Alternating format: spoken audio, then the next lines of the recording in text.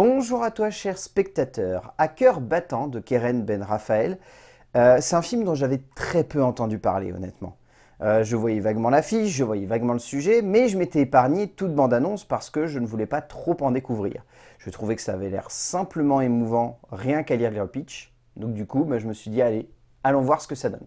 Le résumé pour faire simple, Julie et Yuval forment un beau couple avec leur fils Lenny. Mais Yuval a dû repartir en Israël pour le boulot et là-bas son visa français a expiré. Il tente difficilement d'en refaire un, tandis que la distance semble mettre leur couple à rude épreuve. Alors du coup, juste pour vous replacer un contexte, c'est un fan footage romantique. Oui, j'ai conscience que, évoqué comme ça, on se dit qu'est-ce que c'est que ce film, qu'est-ce que c'est que ce projet, c'est bizarre quand même, enfin un fan footage romantique, je vois pas trop l'intérêt. En gros, l'idée c'est qu'on va suivre donc cette histoire de couple par le biais en fait des tablettes sur lesquelles ils vont communiquer par le biais d'un Skype, entre grosses guillemets. Et c'est une super idée. Et honnêtement, je dois avouer que j'ai totalement adoré le film. Je le trouve jouissif, émouvant, sincère, généreux, beau, touchant. Il passe par tellement de stades d'émotion qu'on se laisse totalement emporter par tout ce qui se passe à l'écran. Et même si on a l'impression par instant que c'est très anecdotique ou très simple ou à la limite classique, la forme apporte tellement à cet aspect-là que du coup on en oublie totalement cette idée que ça serait classique. On se dit non, c'est romantique, ça nous laisse totalement emporter par ce flot d'émotions. Et derrière, cette mise en scène booste ce flot d'émotions en rajoutant juste ce qu'il faut de réalisme pour faire en sorte que nos spectateurs en soient confrontés à la dureté de ce couple qui finalement semble être sur le point de se séparer. Et c'est déchirant à regarder. Et en même temps, on trouve ça pur et beau. Et c'est ça en fait que je trouve génial dans ce film. C'est que c'est maîtrisé avec une simplicité qui est confondante de puissance et qui nous fait ressentir des émotions qu'on a rarement l'habitude de ressentir dans ce genre de drame. Certaines œuvres de cinéma, par le pitch qu'elles proposent ou par leur thématique, semblent profondément classiques et convenues sur le papier. Non pas que ce soit forcément le cas, mais beaucoup de ces œuvres le sont malheureusement parce qu'il s'agit au fond d'un choix de création et de conception. Mais ici, Keren Ben Raphaël nous embarque dans un fan footage romantique assez réjouissant, non pas par son sujet, mais par la forme de celui-ci, qui donne lieu à une œuvre tout simplement déroutante, étonnante dans son genre, pour un moment de cinéma qui envoûte et qui passionne, qui captive et qui ne laisse clairement pas indifférent le spectateur dans son dénouement et son schéma. En termes d'écriture, donc c'est écrit par Elise Benroubi et Keren Ben Raphaël. L'écriture se veut être vraiment la déconstruction du couple qui est séparé par la distance. C'est vraiment une pure œuvre qui veut mettre en relief avant tout à quel point lorsqu'un couple est séparé, il va être tourmenté par tout ce qui va lui arriver. Que ce soit simplement un rendez-vous Skype loupé, que ce soit un appel manqué, que ce soit une conversation qui va être ouverte dans un lieu où il ne devrait pas y avoir de conversation, le but est purement et simplement de montrer à quel point la paranoïa prend de la place et au bout du compte, comment la paranoïa va finalement détruire et gangréner un couple au fur et à mesure de son évolution. C'est une métaphore et une réflexion extrêmement classique dans ce genre de long métrage. Ce qui fait que ça fonctionne bien, et on en parlera après, c'est la forme. Mais en tant que drame construit de cette manière-là, on peut totalement trouver ça classique. Perso, au début, je trouvais ça très convenu. J'avais la sensation que le film allait vraiment dans une direction où, en termes d'écriture, les deux auteurs ne cherchaient pas plus que ça à renouveler le genre. Ce qui fait que c'est renouvelé, c'est la manière avec laquelle les dialogues vont être construits. C'est la manière avec laquelle les situations vont être amenées. C'est l'évolution avec laquelle ce couple va nous faire ressentir chacune de leurs petites maladresses comme étant une étape nécessaire finalement pour arriver à ce stade où ils ne pourront pas se pardonner ce qu'ils ont fait.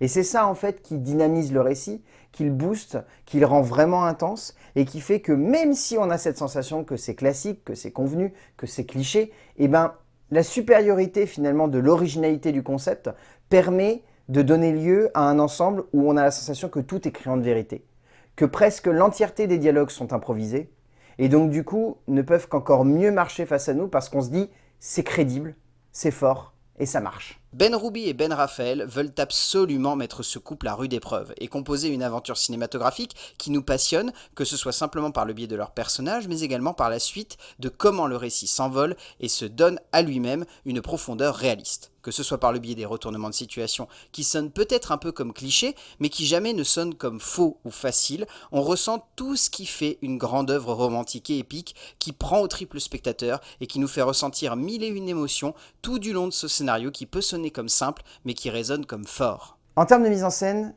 Keren Ben Raphael a choisi donc de faire un found footage romantique et dramatique. Et comme je l'évoquais dans l'écriture, c'est ça en fait qui est le vrai twist en termes de conception cinématographique de cette œuvre, qui va dans son premier temps, ces 5 premières minutes pour vous donner un ordre d'idée, nous créer une illusion.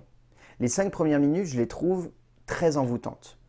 On a 5 premières minutes où on se dit, soit l'homme est vraiment flemmard, soit il y a autre chose. Je ne vous révèle pas ce que c'est pour que vous découvriez la séquence en même temps que j'ai pu la découvrir. Et ensuite, on découvre qu'ils sont séparés par un écran. Et à partir de là, la mise en scène devient réellement passionnante parce que, en tant que spectateur, on se retrouve à être à la place constamment du personnage à qui les acteurs sont en train de parler. Donc du coup, il y a une envie à la fois un petit peu de briser le quatrième mur sans complètement le briser, parce que constamment les acteurs vont nous regarder droit dans les yeux et vont nous révéler des émotions très fortes. Et en fait, c'est cette idée-là qui fait que ça fonctionne à 200%. Parce que le found footage, on l'a vu souvent utilisé, soit pour des effets comiques, soit pour des effets d'intensité, soit pour de l'action, soit pour du thriller. Mais le voir utilisé pour du romantique, et donc du coup une émotion très sincère et très vive qui va être libérée à l'écran par des acteurs qui sont en plus très très bien filmés, eh ben, ça donne une vraie puissance à cette œuvre. Et au-delà de ça, la très très bonne idée qu'a eu le réalisateur, c'est qu'il n'a pas eu envie de faire en sorte que ce soit un grand angle de webcam très classique. On sent qu'il y a quand même des optiques, qu'il y a un travail de cadre et qu'il y a un travail de construction de ce cadre. Donc on est sur des focales quand même assez larges, où du coup on va voir beaucoup de choses dans la pièce, et tout de même assez courtes pour permettre d'avoir une profondeur de champ qui fait quand même un minimum cinématographique. Ce que je trouve très esthétique, mine de rien, et qui apporte vraiment beaucoup de qualité à l'image, et en plus permet une vraie immersion. Donc on a un cinéaste quand même qui s'est fait chier à vraiment se poser beaucoup de questions pour faire en sorte de créer un faux found footage, et en même temps derrière de rendre ça un minimum esthétique. Ce que je trouve très fort. La forme que prend le métrage est surprenante. Ben Raphael cherchant avec le plus de justesse à capter ce couple comme dans l'instantané, jouant à fond avec la crédibilité déroutante de ces deux acteurs pour donner lieu à un métrage tout simplement rare dans le genre où la mise en scène réaliste sert un sous-texte sur le couple fort. Bien au-delà de l'aspect crédible, bien au-delà de la puissance d'une imagerie qui sonne comme nécessaire pour peindre avec justesse le couple et la détresse de celui-ci face à une épreuve qui peut sonner comme simple, mais qui résonne également comme presque macabre, mais nécessaire pour réussir à mettre en scène l'anecdotique de manière épique. En termes de casting, alors je trouve que Noémie Lvovsky est très bien. Bon, elle a un rôle qui est un peu caricatural, mais elle arrive à le rendre touchant. Je trouve que Bastien Bouillon ainsi que Vassili Schneider sont pas trop mal également. Nous citerons quand même le jeune Lenny Dahan, qui joue le petit garçon, qui s'en sort bien. C'est un petit garçon, donc c'est compliqué. Arié Wolvacher, qui est un acteur que j'adore et qui ici est immense dans le rôle du mari de Yuval. Je le trouve vraiment exceptionnel. Mais, comment dire, l'actrice principale, en fait, elle les déboîte tous parce qu'elle libère tellement d'émotions à l'écran que par moments, elle semble presque possédée par son personnage. Et c'est ça que j'adore, en fait. Judith Chemla est tout simplement radieuse, l'actrice se donnant à fond pour son rôle, pour donner lieu à une interprétation tout simplement hallucinante, du début jusqu'à la fin, où l'actrice est possédée. Au bout du compte, À cœur battant est une œuvre très forte, très juste, très intense, maîtrisée par un auteur qui sait exactement dans quelle direction l'emmener, qui, j'ai bien conscience, peut sonner comme classique dans la construction et la déconstruction de son couple, mais par le biais de sa forme, c'est un film qui arrive à donner beaucoup d'énergie à une écriture qui peut sonner comme simple et comme convenu. Et c'est ça en fait que j'adorais dans ce film. C'est voir des auteurs construire une histoire qui peut sonner comme simple et décupler sa puissance par le biais de la mise en scène et par le biais de la manière avec laquelle ils vont mettre en relief cette relation. Donc À cœur battant de Keren Ben Raphael, si vous avez l'occasion de le voir, je vous le conseille très fortement. C'est une très belle œuvre, intense, forte, touchante, tout ce que j'aime finalement dans le cinéma. A plus!